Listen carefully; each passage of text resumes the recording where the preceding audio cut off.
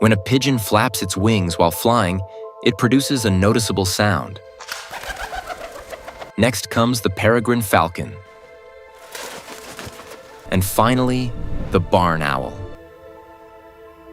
You probably didn't hear anything from the barn owl, but let's see what a super-sensitive microphone captures. These spikes represent the sound produced by their wing flaps. Now look closely. The barn owl is also flapping its wings, just like the pigeon and the falcon. So why didn't its wings produce any sound, even on a super-sensitive microphone? There are two reasons behind this. First, the edges of its wings are not sharp like a falcon's, but soft. Second, compared to its body, its wings are much larger, allowing it to generate lift with less effort and fly silently.